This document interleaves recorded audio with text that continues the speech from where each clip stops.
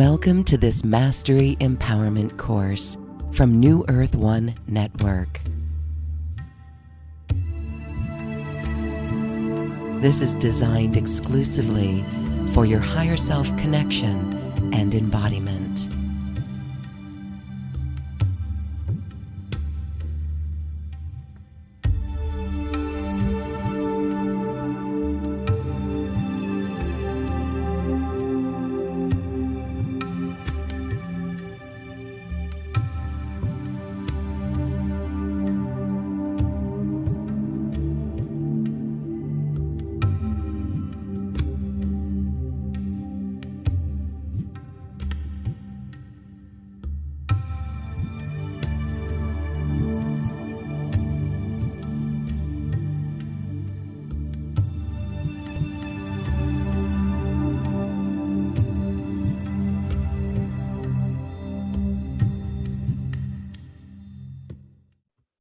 Welcome to this Mastery Empowerment course brought to you by New Earth One Network. We are back with Gaitana and Yantal. We're talking about light technology, specifically enlightened education. Hello, Gaitana and Yantal. Welcome. Hello, Loren. Thank you for having us back here to share more of our wisdom, our journey. It's wonderful. This is very high vibrational wisdom. It's higher consciousness. It truly changes our world. And we're talking about New Earth. We're talking about empowering New Earth leaders. And so this is exciting. You call this light technology. Can you explain? Yes, all that we are sharing is really what came from our own journey of awakening and enlightenment. It's coming from our unified consciousness, and it's basically coming from source light. It's the new technology that will be evolving and eventually maybe replacing the old systems and platforms. In this case, we will be talking about the new form of education that we are bringing forth. And this is basically our mission together with Yantal. After many years of our inner work, we just remembered that we came together as a divine union to bring something very specific to humanity for the upliftment, for the raising of consciousness of humanity. And we came to call that Enlightened Education. And so when we're talking about enlightened education, how is this different than what we know in a traditional sense? Yeah, so if we take formal education, is based on certification, external validation, external knowledge, okay? It's looking everything outside of ourselves. Whereas enlightened education would invite us to awaken our inner master or inner leader or inner light.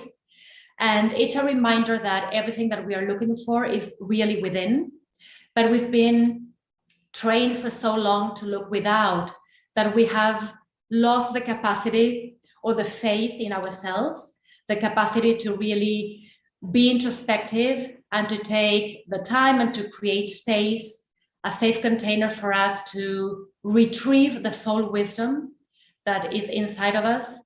And we have become a little bit lazy because we've been trained to consume, to look for quick solutions outside of ourselves.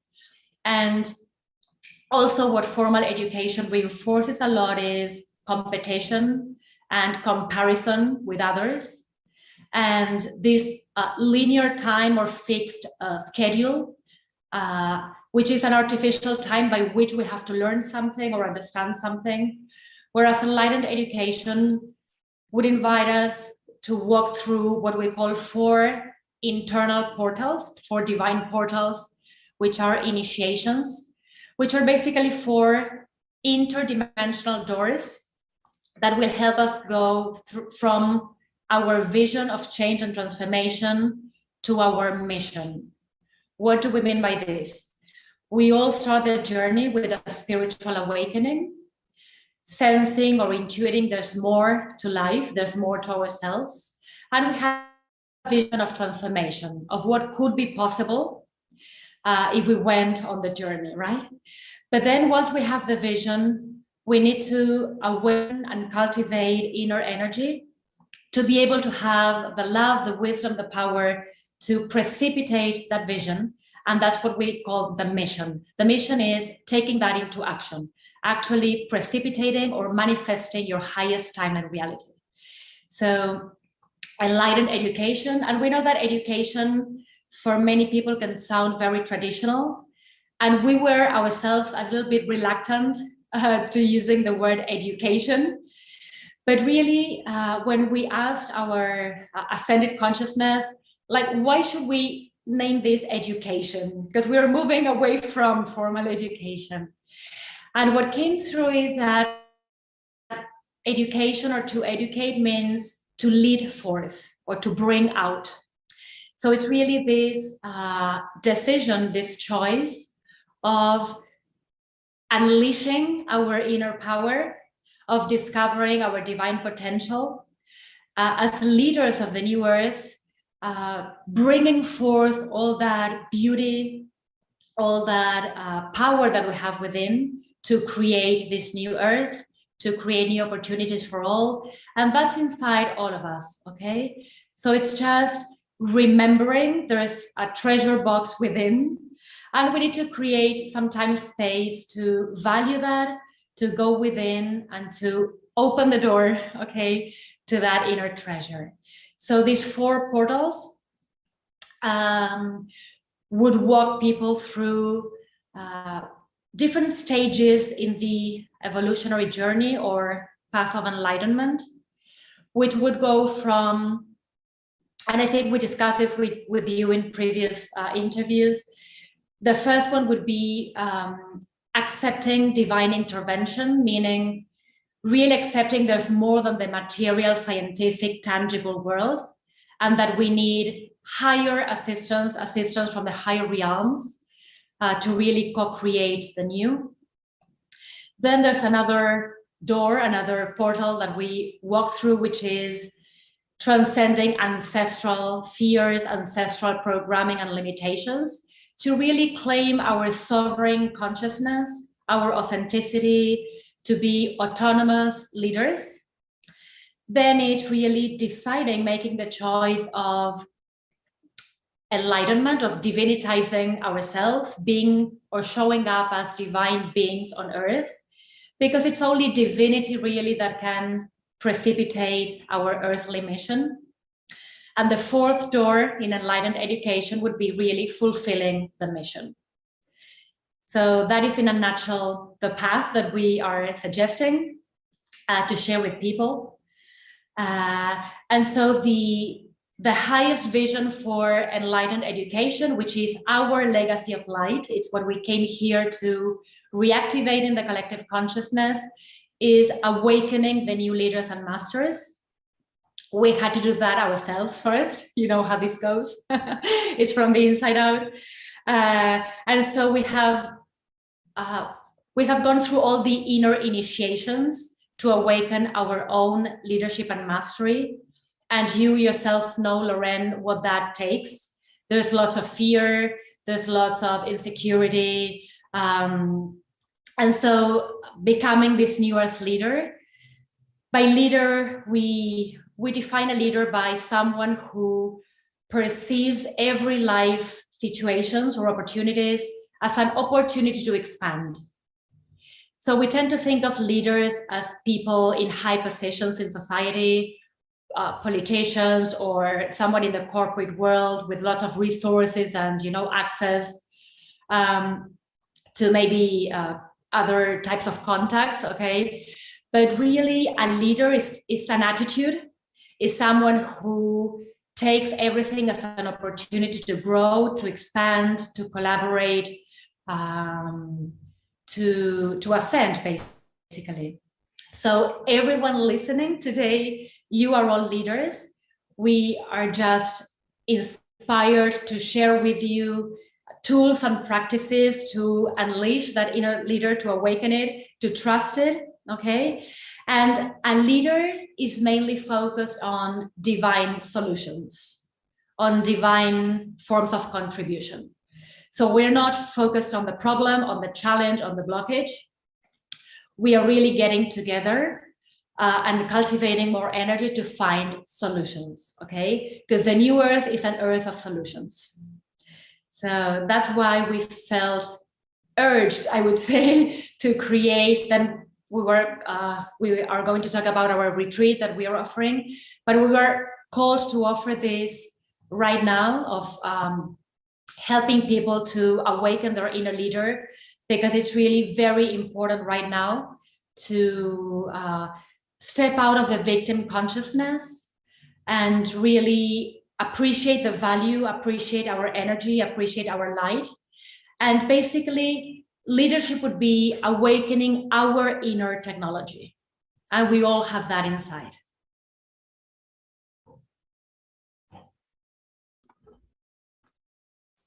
I love how you call it inner technology. It is our technology within us, and it's divine technology. And so what a beautiful task that you are both embarking on, awakening the new earth leader, and you've done it yourself. This is something that you did yourself, moving through the fears. So let's play a little bit with some examples, because there's a lot of need for new earth leaders. This is something, when you look outside at the world, there's a lot of things that we could see that provide us the opportunity. So how do we bring together all of our skills, like our skills in the old 3D linear world that we're transcending out of? How would we blend those skills with this inner technology that absolutely knows what to do, the solutions that are there? For example, we have to clean up the ocean. We have to do things with plastic. That could be kind of overwhelming for some people. So where do you start with that? How do you build it from the inside out? Yeah, well, that's the answer, really, building it from the inside out. So it's really knowing that as light beings means we are energy, we are consciousness. So if we encode our energy, if we encode our light, that can create the new and transmute and transform the old. So for the majority of the people, and going back to formal education, we are trained to look for external resources before we can change or transmute or shift something. But it's really the power of our consciousness. And I know that in this world where there is so much separation from divinity and there's disconnection, like disconnection is a big issue, we have forgotten really that we are capable of creating anything out of energy. It can be challenging because we have been disconnected from those gifts, but there is a very, you mentioned, like there's a difference between human talents, which are the things that we develop through formal education or training. And then there are the ascended gifts or the soul gifts. So with our human talents, that's as far as we can take it, you know, they have a limitation because they are human. They come from the mind, they come from effort, they come from our personality. So the combination of human talents will not create the new earth. It's really retrieving our soul gifts, which is basically a different frequency. We are talking lately a lot about the miracle consciousness. And it's really stepping outside of the linear way of thinking and solving challenges and relying on that quantum intelligence that we all are. It's not that we have intelligence, we are quantum intelligence. So it's a full surrender into our divine presence, our divine frequency. And it's got all the answers because it's all the challenges and all the answers to the challenges are vibrational. They don't require a manual, they don't require linear steps. Like people are looking for linear solutions. And it's not coming from there. It's a vibration, it's a state of consciousness that we need to hold. And I know it's difficult to understand how that could create something new, but everything in the world, in the universe, is energy. It's energy in motion. It really has to do with the vibration we are holding and the purpose of that energy. So energy is neutral. It's waiting for us to encode that energy field and to command energy into form. It's up to us to say what we are doing with energy. Yeah, so vision and purpose are really important, because we are disconnected, we have forgotten how to command energy into form. So we are kind of passive energy masters. But if we take command of our energy and we just direct it and focus it and concentrate it on a certain outcome, that shall come true, okay? And of course, there's a difference between individual outcomes. Like if I want to shift something in my personal reality, it just requires my energy and my focus and my discipline.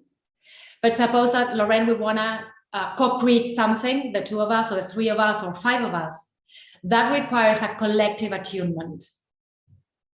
So that's why we need more leaders, because it's more souls combined together with the same vision, with the same passion, focusing all of our energies to achieve that result, okay, or to materialize that vision.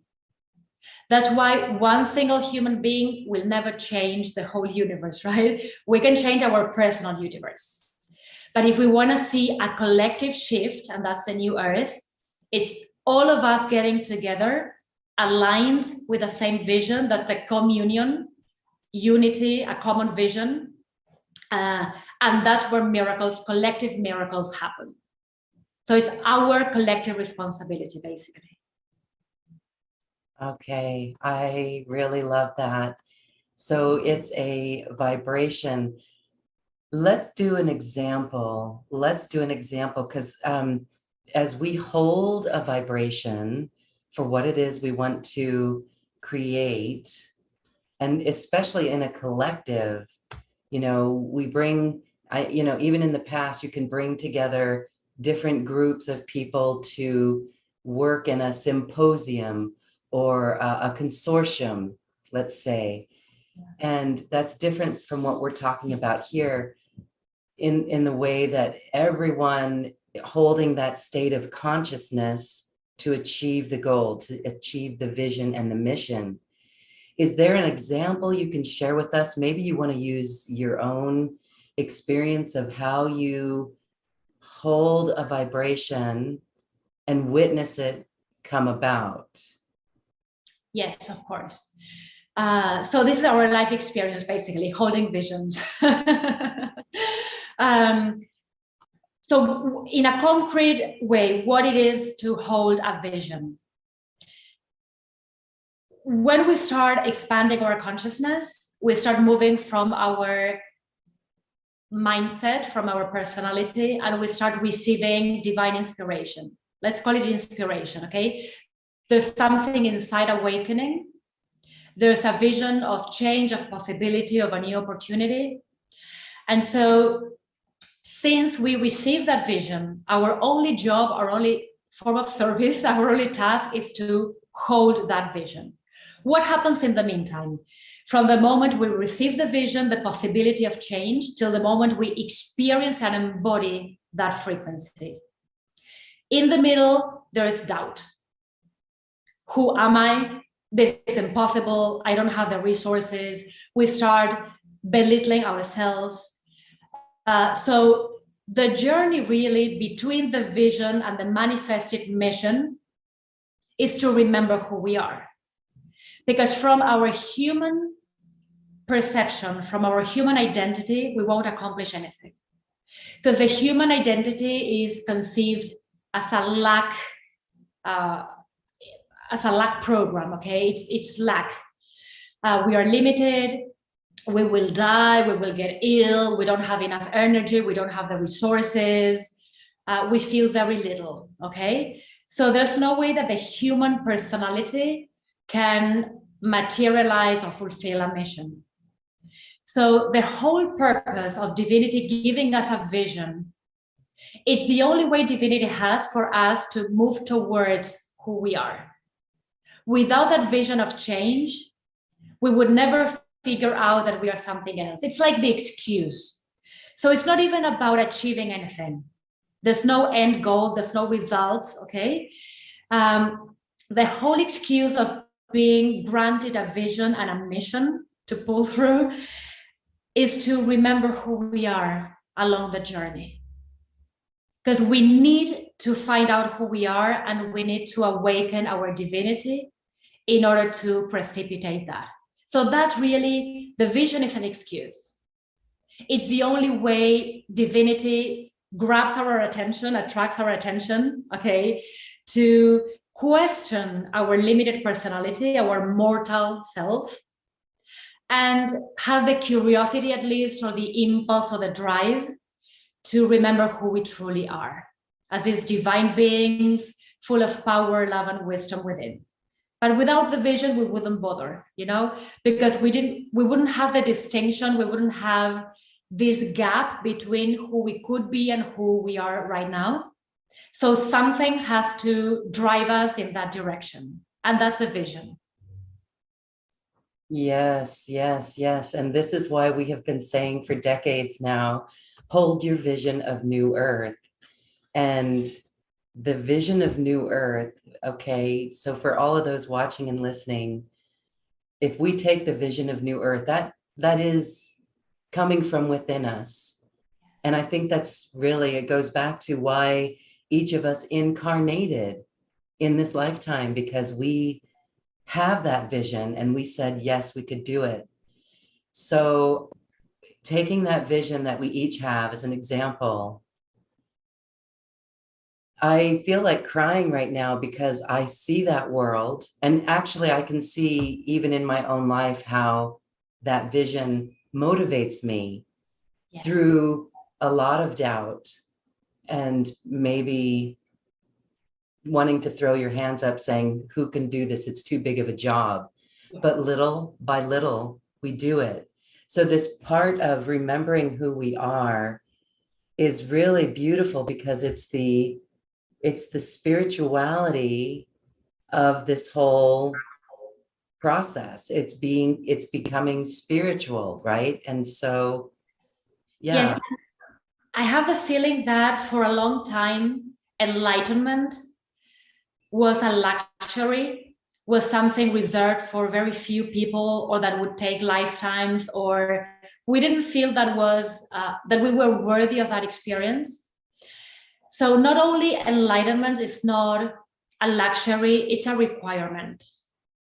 Because again, what is going on? We have the vision of New Earth, for example, or any vision of transformation, but really New Earth, we call it the Garden of Eden. That's, other people talk about Shambhala or the returning of Lemuria. It's all, we are speaking the same language. It's the New Earth, okay? We all hold that encodement in the heart. That's why we remember. It's in our heart, okay? It's a code. I call it the code of heaven, okay? So that's in our heart. That's why we remember. Every time we meditate, every time we are in silence or in nature, that gets activated, It's always within. We can never lose that code. So what happens is that we have the encodement, we have the vision, we have the feeling, the sensation, the longing. But there's disconnection between the energy world and the material world. And that's what basically enlightenment bridges, because an enlightened being, an enlightened vibration holds no separation between realms. For an enlightened being, there's the conscious mind, the unconscious, or the subconscious. So there's no disconnection with, like, you're a whole complete being. Everything is available. There are no veils, no separation, no disconnection.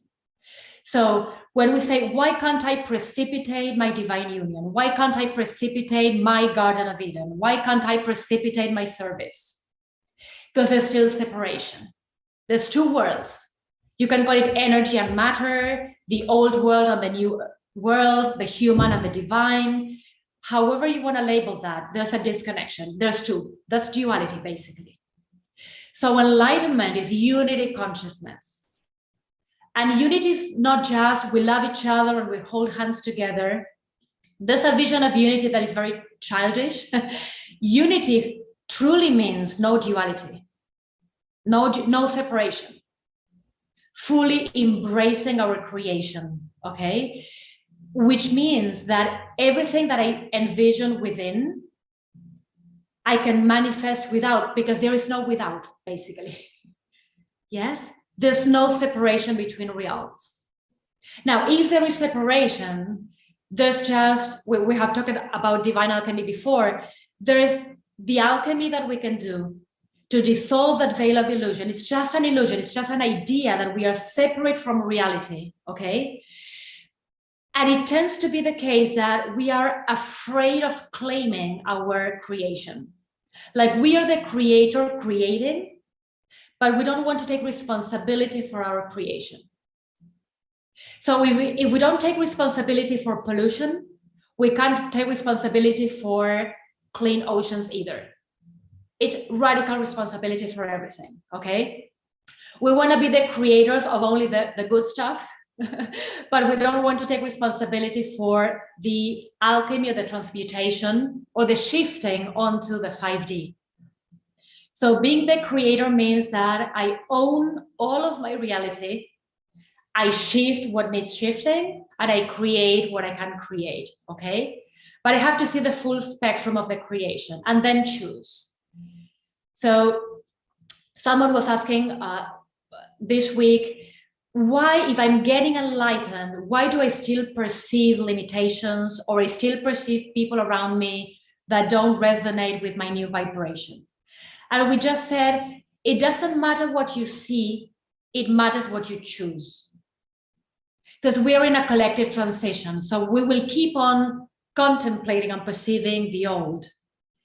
It doesn't matter. What matters is what you choose.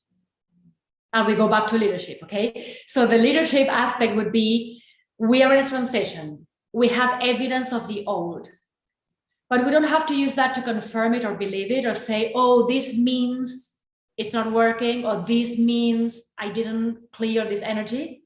It means that maybe you have, and you can help others in the transition by choosing 5D all the time. Yes? But basically, there's still disconnection between the internal and the external realms, okay? Because there's separation between the mind and the heart still. Yes? So we need to bridge that gap. And then precipitation is something very natural, because truly the external is a mirror of the frequency that you're holding.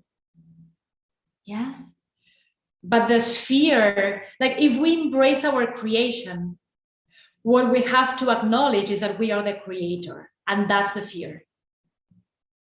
It's not that we can't acknowledge what we are creating or our reality per se, but that would mean knowing and remembering that we are the source. And that's where all the unworthiness issues come to the surface. Like, who am I? Can I say that I am divinity? You know, it's kind of an insult for many people, saying, okay, how can you say that you are divine? Because they still see themselves or perceive themselves separate from God, which is a man with a beard on the cloud and the sky. You know, it's not about that. Divinity is a vibration. It's your divine blueprint. It's who you are. You've been conceived as divinity. We talk about the immaculate concept, you know. There was an immaculate concept, a template, a master template from which you were created. And the whole journey is reclaiming that template.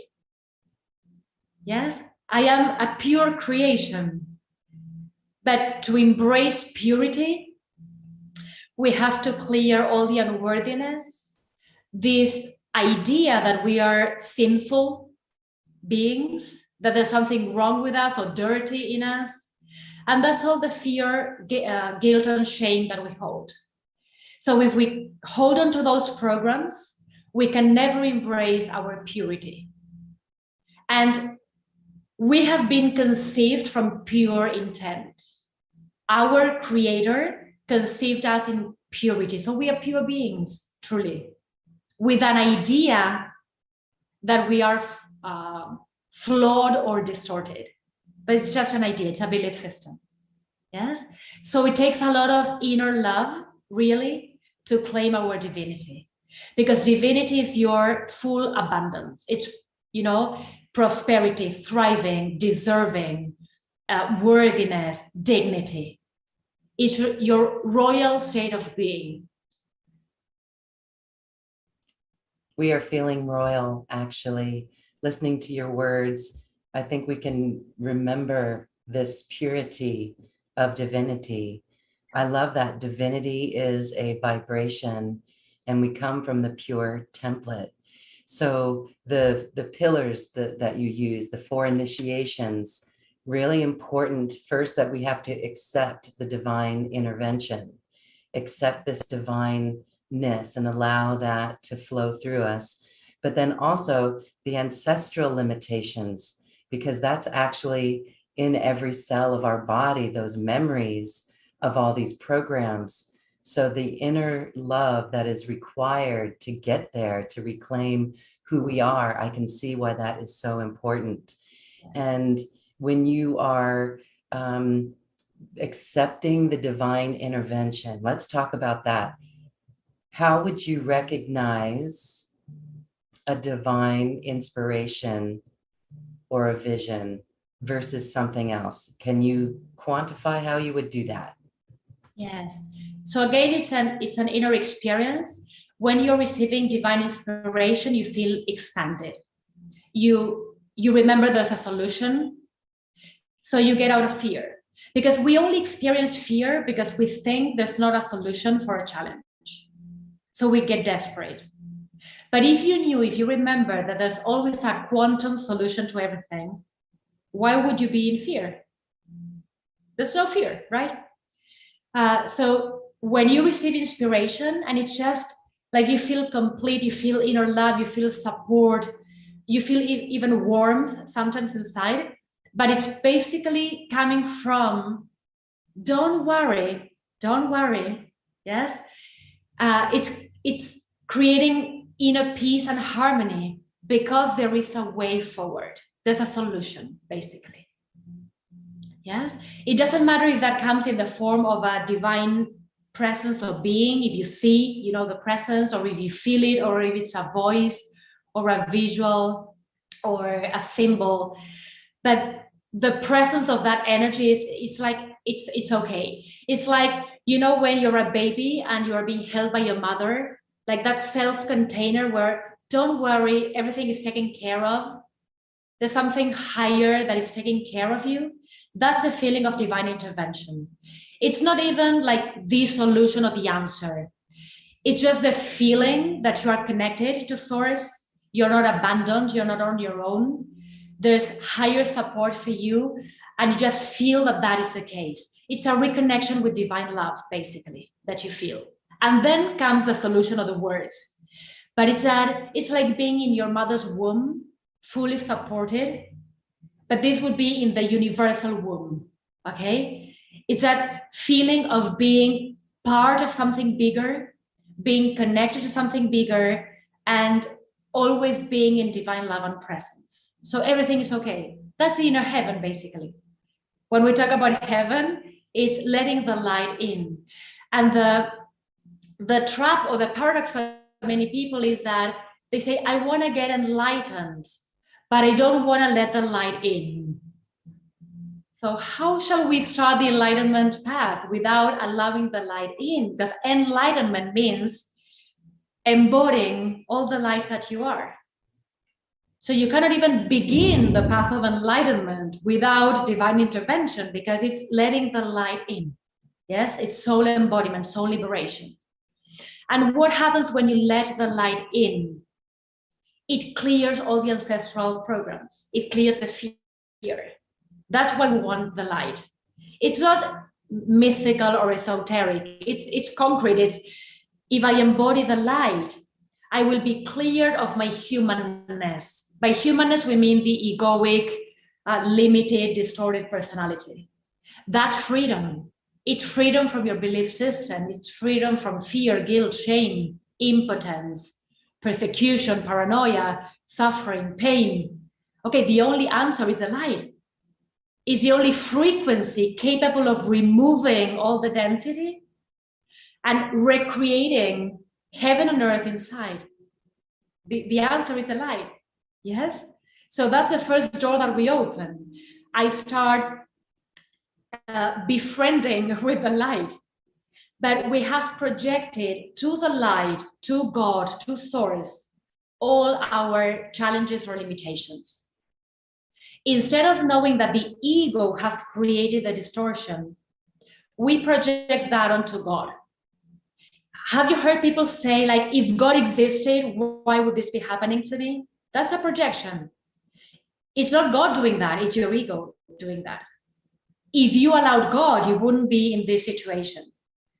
But instead of taking responsibility and saying, my limited small self is creating this distortion, this experience of lack and disconnection, I blame it on God. It's the first type of projection we do. I don't want to take responsibility for my disconnection. So who's to blame? Higher power, It's God. So if God existed, why would I be ill? It's not because of God, it's because you are disconnected from God. You are not choosing God. That's why. If you came to that realization, the healing, the transformation would be instant. Yes? But we attach to the ego. There's a certain rejoicing for people in suffering. It sounds paradoxical, but we have come to enjoy suffering to a certain extent. It's become a habit. Yes, because when we suffer and we are in victim mode, we receive certain things, and we know that, like we call it that negative attention. We know that for some people, the easier way to get things is through negative attention, and they do receive things. And it's the easiest way because it requires zero energy. You just cry a little and someone gives you something. That works, because it requires zero energy from you. But you take from others. So stepping out of the victim consciousness and becoming the new earth leader would be partner with God. Allow the light in. You don't need to suffer. It's your choice. It's hard to listen to this. I know, but suffering is a choice. And Yantal was mirroring this to someone last week, and I thought it was brilliant. There's a difference between pain and suffering. Like pain, you fall down in the street, you can experience pain, but it takes 5 seconds, right? But suffering is the recreation of pain over and over and over. Or you can break up with somebody and you feel pain in that second, okay? But suffering would be telling yourself the story 20 years later, and then you create a story of suffering out of one instant of pain. So suffering is really intentional. You're choosing to suffer if you're suffering. Yes. Because it's easy to be the victim, really. Being the victim. See how empowering this is? This is an activation, just this conversation. We feel activated. I feel activated. And so a question that popped up as you were speaking is, if it's a choice and it's an embodiment of the light and choosing the light, it could be instantaneous. Like you said, I was going to ask, how long does it take for someone to go through something like this? But it's as long as the individual wants, because we could say, like right now, if there's a problem, and I love what you said about the ownership, taking responsibility for our vibration and what we've created. And in an instant, we can turn and just stop it and say, I created it. Now I'm going to hold a vibration. See, my ego mind's coming in saying it's a cop-out to just go to love. But no, that's exactly it. To say, I come from creator source. I am one with creator source. There's no problem. So it could be instant. Do you see your students, let's call them students or class participants, getting tripped up along the way? And when they make a shift, it could be pretty instantaneous. Absolutely. And so Enlightened Education, aside from walking through these four portals, which of course is not just four doors, it's a cycle of experiences, of soul experiences. So we can take as long or as short as anyone is prepared to walk through them.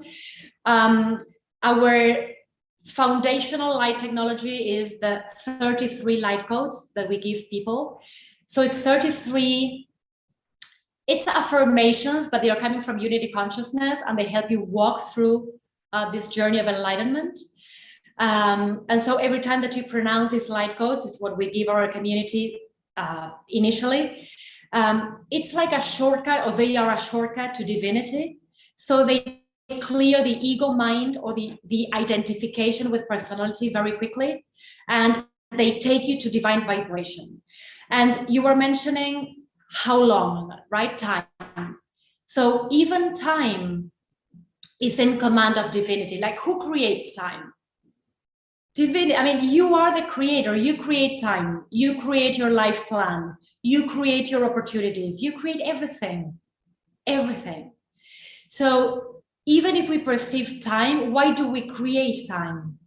Because divinity does not perceive flaw or limitation or imperfection. Everything has a purpose for a divine being. So even if you are creating time, you can contemplate that from the victim perspective or from divinity. Divinity would ask, if I'm creating time, what's the purpose? There's something else I need to remember. There's something I'm learning to then share with others. So divinity doesn't waste anything. Everything has divine purpose. If you live from that space, you would never, ever, ever judge yourself again, because you know that everything that you are creating has divine purpose. It's needed, it's required for your journey. There's no imperfection in your experiences. And if something is taking long, it's because you need that time space to fully embrace or embody an aspect of your divinity before you can share that with others. Okay, so that cycle has not been completed. And you are fully aware of that, and you devote your life force energy to completing the cycle, so that you have then grounded wisdom to share. Yes? You need to be the embodiment of what you are teaching or sharing, because otherwise it's like reading a book. It's even, you know, it doesn't have a strong foundation because it's not your experience. You haven't gone through the initiations. Yes, everything is about going through the initiations. It has to be real transformation, a real experience, direct experience. Otherwise, it's philosophy or theory, and it won't create transformation. It's information, okay? It's here on the mental body, but we have to embody it in the heart. That's where the alchemy or the transformation happens. Yes? Mm-hmm. Yes, beautiful. Again, this is an activation because we are responsible for everything. Yes. And just feeling into that, I can see how that is an initiation. How can we truly accept that? And yeah, our experience of it makes it the truth, makes it truth. Absolutely right. Yes. So we are excited for this online retreat because this is where you're going to work with people in a group to extremely empower them. I say extreme because that's what it is. It's all about empowering in this way, in this divinity. So if we want to say extreme to go divinity, we can say extreme, but our world really needs it. So share with us, please, what's going to happen in this class? How is it set up? Yeah, so to begin with, the whole concept of a retreat is intensity. So you said extreme, but intense, it's basically the same. So the difference between maybe a monthly training where we share like a session 3 or 4 times a month, a retreat, in this case, it's 3 hours. It's a very intense experience container where we accelerate evolution and expansion and soul liberation. And that's why we create a retreat versus a course in this case. And so this one in particular is to become the new earth leader, to clear all the old programs, old ways of leadership, which are basically around punishment and reward to move forward, external motivation, like somebody outside of myself has to motivate me, to move on. External validation or certification to feel ready or prepared to serve or to offer or to contribute. So those are the old ways, and there's the clearing of fear, shame, and guilt, because before we can embrace our enlightened leadership, there's the fear of misleading or misguiding others. That's why we don't step onto leadership, because there's this trauma, this fear of, what if I misuse my power? What if I mislead others? Okay. And basically the fear is a fear of accusations or allegations. So we are trying to, we are afraid of creating a reality where we misguide others, and then we receive back all those accusations, okay? Then there's the guilt of being responsible for other people's decisions, because we know that people project and they say, I heard you say this, and because of that, I made this decision. And they try to project that decision onto you, okay? So it's a fear of being punished or condemned. That's very subconscious. And then there's the shame of making a wrong decision. And so there's the fear of being humiliated or the fear of being rejected. So there are very unconscious fears that interfere with our leadership. And so for many people, they prefer to be in the spiritual closet, okay, not to be visible, because leadership is about visibility. And when you become visible, you know this, Lauren, of course, when you become visible, you're also a target for projections.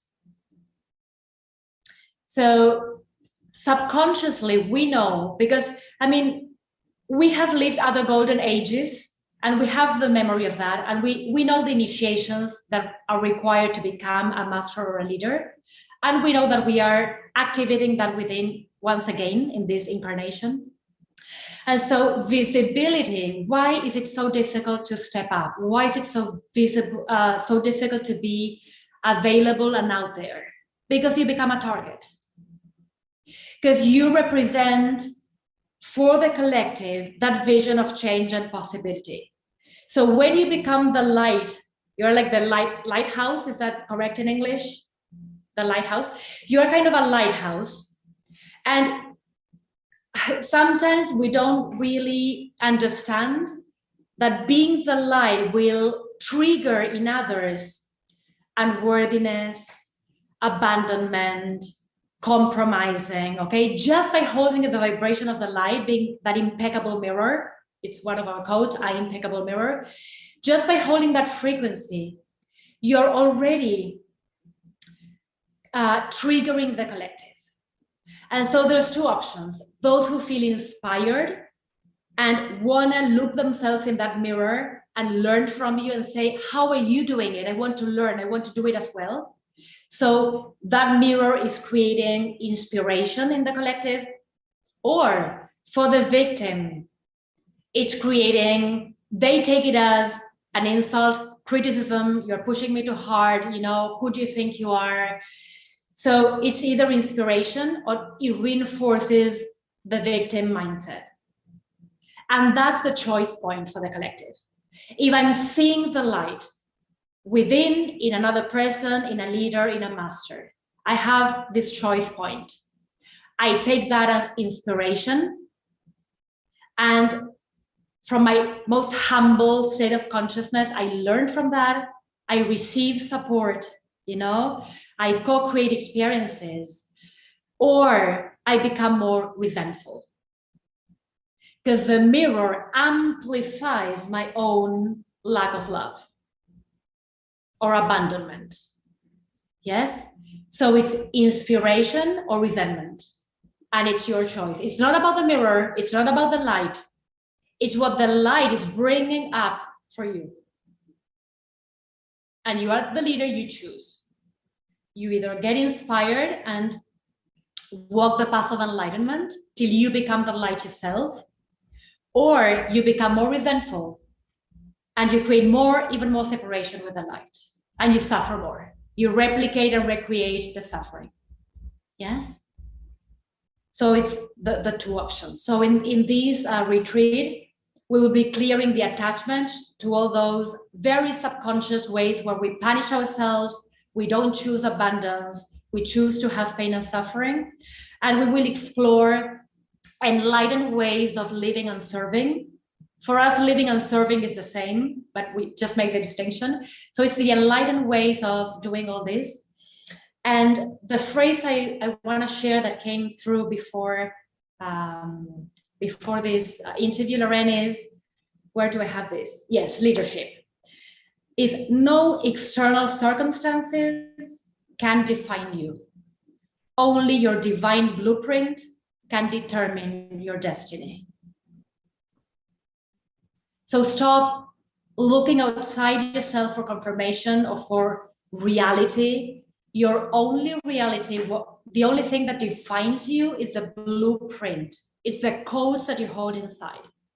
But those codes have to be reawakened, okay? So that's why our light technology, or the foundation of that, is we already give you the codes that will trigger the activation of your inner light codes. It's the fastest way because they create resonance. And so they rapidly awaken that intelligence and that inner love, wisdom, and power from within.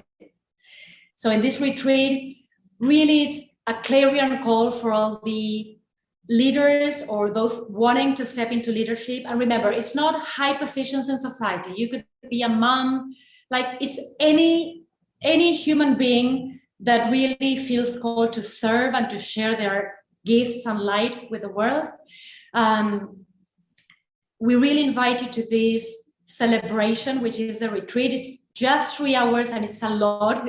It's giving us a lot of time to really clear all the fear of leadership and mastery. And we incarnate it to be the change.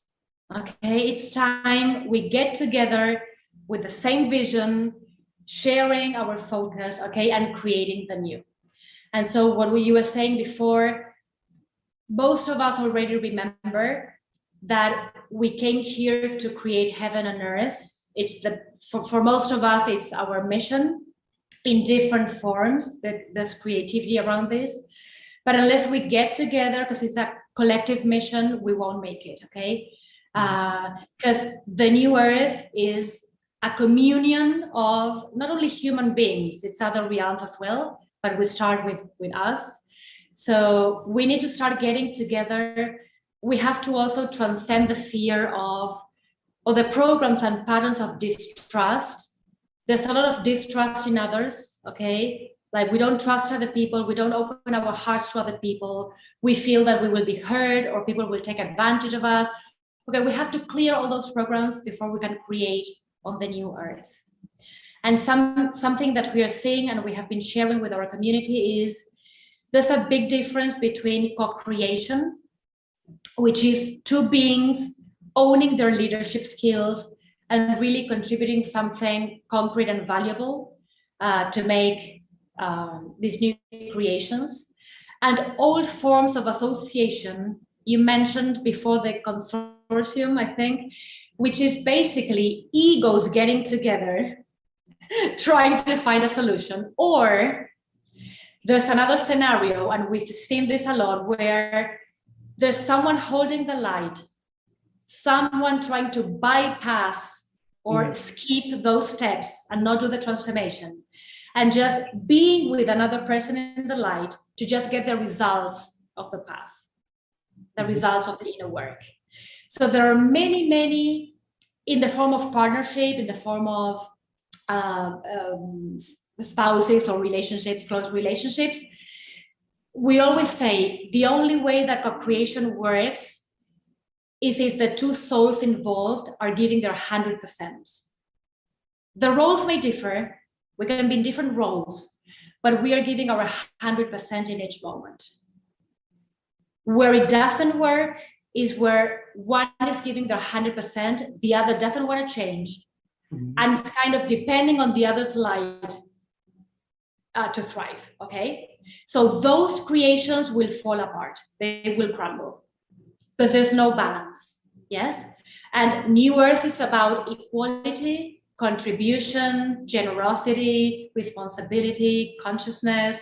So people shifting, if you are in any kind of relationship, even with a job or with a service or with a person, where there is imbalance, you either balance that or that will crumble, because you deserve to co-create with others who are truly involved in the path, okay, with the path.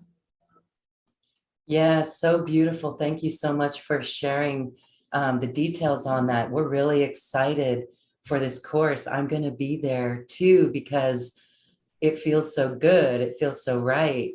And, you know, in the past, you know, in the old paradigm, as I've said, people would come together in consortiums.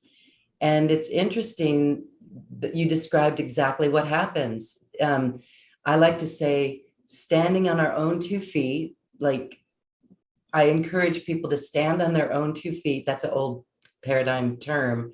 Stand on your own 2 feet first, getting your system in place first, your business in place first, before doing anything else, before going and collaborating with others. Because it's what you're saying, it's being responsible for our energy first, for making that inner connection with the light and no separation within ourselves. And that is standing on our own 2 feet in our own responsibility of our energy. So as we come together 100%, we can say 111%, and we come to the table that way, right? It won't fall apart. It will stay. And you know, if we do come, this transcends competition. For example, you can have 100 yoga teachers in a room, but if each one of those yoga teachers are coming from this light that we're talking about, from this unity, non-separated aspect, this divine template, then each yoga teacher is their unique person, and you've got 100 different types of experiences for people. So it really does transcend the fear and the doubt. And that's how we amplify the light, basically. But suppose that I'm the yoga teacher and I hold insecurity issues or unworthiness issues. What I will feel is that in the presence of another yoga teacher, for example, Lorraine, now in this example, I will be, or my light will be eclipsed. We are in the eclipse season, will be eclipsed. So if I'm holding on to fear or insecurity, being with another light being will be a threat to me. Yes, because I'm not standing in my own power. And so either I have to be alone or make sure the other person doesn't shine so that I stand out, because I'm not the source of my light. So I need another one. I have to step over people, you know, to shine, because it's the only way I know how to do it. But if I'm owning my power, if I know my worthiness, if I know my value, I can really co-create with anyone, because there's enough room for everyone, right? That's abundance. But when egos come together, they are competing. They are trying to say, for me to stand out, I have to diminish you. This all that. I call it the corporate mindset. Do you know what I mean, right? Yes. So we have to shift from the corporate mindset to the Garden of Eden, the New Earth mindset. Okay, where is the space? There's room for everyone. There are infinite resources. And basically, there's no way I can overshadow you because you have your own light. I can never contribute what you are contributing, and you can never contribute what I'm contributing, because we are unique beings. So there's not even, I mean, and the people that will go to your energy will not come to mine, and vice versa. So it's not about competition. There's a destination of resources. They are divinely assigned. So even if I competed with you, the people who are drawn to your energy will still go to you anyway. So there's no need, you know? The flow of abundance knows where to go. There's the law of correspondence, okay? And no human ego can ever interfere with the law of correspondence. We're feeling very empowered already just listening to you, and that's why we're so excited for this. And I want to just say that the details for this are on this webpage right here, or in the description box where this video is found. And sign up because it's coming up here soon. It will be recorded, but you really want to be in the class to get the codes. You share the codes. You shared the one of them, the impeccable mirror, and there's 33 of them, and it really helps empower us. You can do an activation if you want with a few of those codes. Yes, let's do so that it. you have a vibration. Yes. And really, as you say this, Lorena, thank you. And if you are there, it would be an honor for us. Really, what I'm hearing is this higher calling for those souls who are ready to collectively co-create the Garden of Eden. The new earth, paradise, Shambhala, I've heard many terms for this, the new Lemuria. Let's not create separation. It's the new golden age. I mean, if you resonate with Lemuria, the Essenes, Atlantis, it's all the same. It's metaphors for the same. It's an enlightened civilization. So all those hearts and souls really longing to create energetically and vibrationally an enlightened civilization, that's what this is all about, okay? So that's the invitation, really. So shall we do a very brief activation, Lorraine? We feel excited to do this and to share. Yeah, so we invite you to close your eyes and to start breathing through your pillar of light. So just receive the new earth frequency through your crown chakra. Feel it descend through the pillar of light.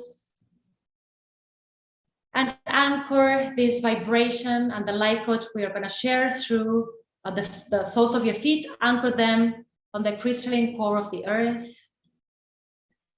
That's how we create heaven and earth. We are just vehicles receiving the light and anchoring the light on the crystalline core of the earth.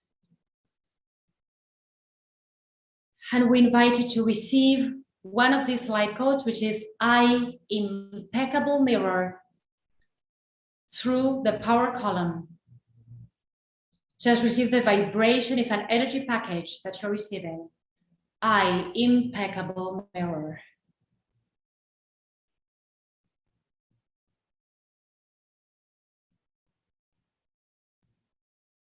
I, impeccable mirror. This will clear all the projections, the ones that you are projecting and receiving, so that you can really access your inner wisdom.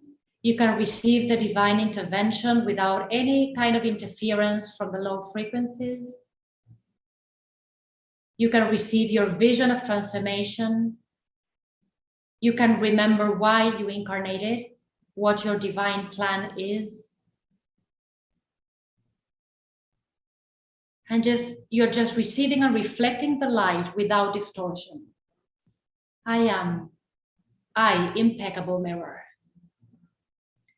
So you're clearing your vessel to hold no distortion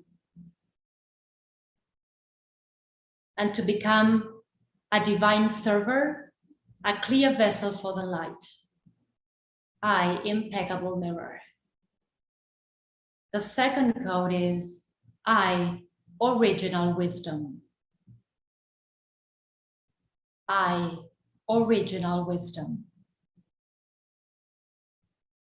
This will clear all the need for external certification or validation. It will help you reclaim your own style of leadership. Trust the way divinity communicates and expresses through you. Believe in your own mastery. You are your own oracle, your own source of wisdom. I, impeccable mirror. I, original wisdom. So it's original wisdom. It's coming directly from source. You don't have to be like another master or another leader. You have your unique expression, that's your gift. You have your individualized form of consciousness. You have your style.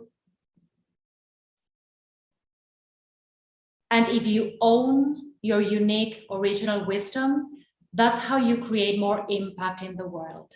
Every time you try to imitate someone or use tools that are not your experience, you don't create impact because it's not coming from authenticity. So the leader is not someone who knows a lot, it's authentic. What he or she is receiving, he or she is sharing without judgment, without belittling yourself, without comparing yourself to others. You just trust your own stream of consciousness and deliver it exactly as you receive it. It can be in the form of words, transmissions, energy activations, light language, toning, meditation, body reprogramming or movement. Divinity will guide you and will tell you exactly what it is that you need to embody and to share with the collective. The third code for today is I, humanity.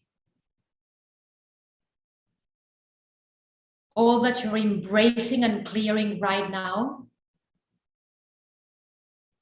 is already being dissolved or amplified in the collective.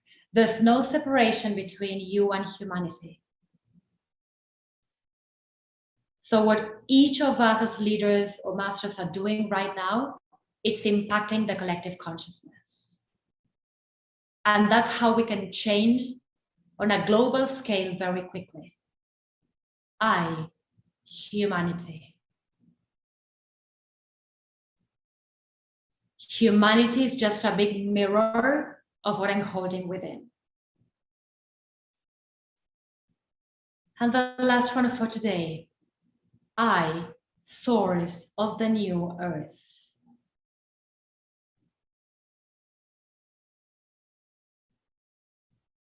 So the codes of the new earth are within, the vision is already within. We are just being called to unleash all that power and wisdom. And so if we want to see the clean oceans and the beautiful beaches and green vegetation and eradicate pollution, that vision of new earth is in our hearts. This code, I, source of the new earth, reminds me that I don't have to be a politician. I don't have to be the president of a country to change the collective creation. It's by holding this in my consciousness. The ones who will shift the world is us. It's every individual human being who is getting enlightened, who is remembering their power. And we can transform anything and create anything out of our consciousness. We are in a holographic reality. So what we are holding within, we can precipitate without. It's a hologram energy. It's a transference of energy. So if I want to clean the oceans, all the power I was giving away to corporations, I restore that power. I hold it in my consciousness. I hold that vision in my third eye and my heart. And I transmit that to the oceans. And so we can invoke now the 5 elements and encode them to recreate, to clean, to transmute, to shift all the residual energy from the old earth, so that we can very quickly be blessed with the expression of 5D Earth and beyond. We don't need corporations for this. We don't need machines cleaning the oceans. It's all energy. The oceans, the elements respond to our vibration. Let's just send love to the oceans. Let's hold the highest vision for all the oceans and the water bodies in the earth and for all the elements. And we can precipitate that from our third eye and heart.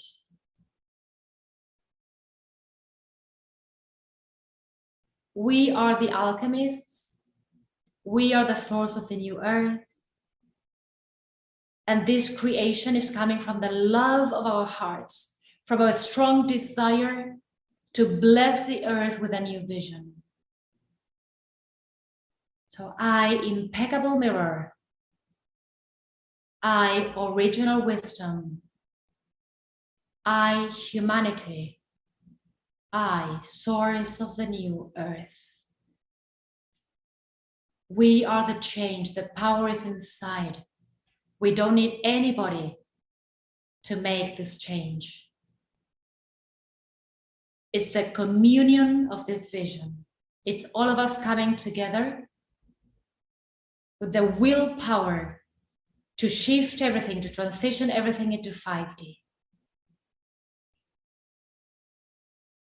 And as we hold the vision for this new earth, for this paradise, for this heaven, let's all feel invited, uplifted, elevated to this frequency.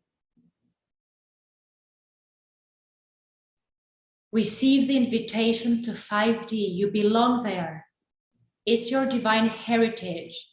You incarnated to create heaven and earth and to participate, to enjoy, to rejoice in that creation.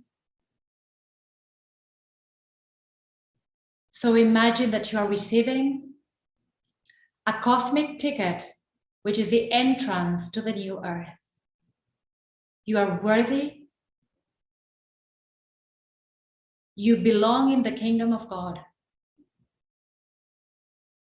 That ticket is vibrational, it's energetic. It's the touch of grace that you're receiving because you've done the work. You've been devoted to the path. And you can use this ticket to enter the 5D and all the higher realms. You are worthy of creating in the higher planes of consciousness. So feel that you are being cleared from the 3 and 4D patterns and imprints within. You are being cleared of all the density that was trapping you in those lower vibrational realities. And that you are being granted full access to paradise. And take a last deep breath. Know that you have always belonged there. And when you're ready, you can open your eyes.